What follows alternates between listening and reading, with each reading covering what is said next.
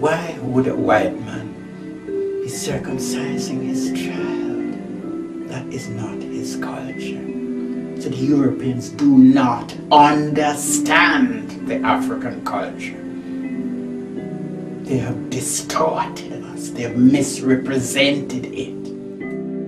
Based on this idea that Christ is a state of consciousness, is it possible for you or I to become a Christ? Yes, yes. I'm saying to you, is it possible to become a Christ? Yes, yes, yes. Because if we go back to the African masters of Gnosis, the Gnostics, Gnosis, that it means secret, direct knowledge coming to you from the Creator through dreams, maybe through the words of another person coming directly to you at a time allocated. They will share, they will open up. But in most cases, the Creator speaks to the individual, not a church. The individual can become a vessel for the voice of God. With black people particularly, it's through the pineal gland. That gland which is the seat and center of consciousness. Because the pineal gland to be secreted somewhere, which is Europeans just found about in the 1980s, constitute, you'd call it, the mountaintop, the epiphany where God and man meets. Through the pineal gland, it is true, we can become a Christ. We are already on the road to becoming a Christ. So what the Gnostics were saying in the 20th century is that each individual can create his or her own connection. We haven't got to go through a European Christ created by Michelangelo. We can make our own approach through prayer, through meditation, through contemplation, through different types of fasts.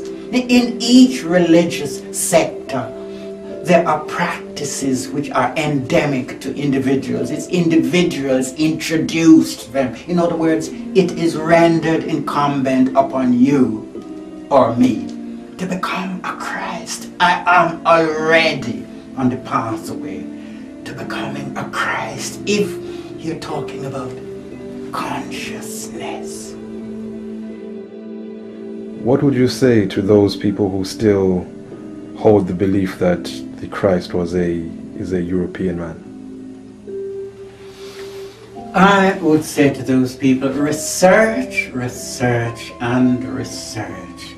Because people, and Jesus Christ did say in Luke 21:24, when he was asked by his disciples, when shall these things be, and when is going to be the setting up of your kingdom? He said, until the Gentile times be fulfilled. So the Gentile times, the America and the Europe and the England of our age and generation, they have their time, they have had it, has been rendered incumbent upon them to serve their time.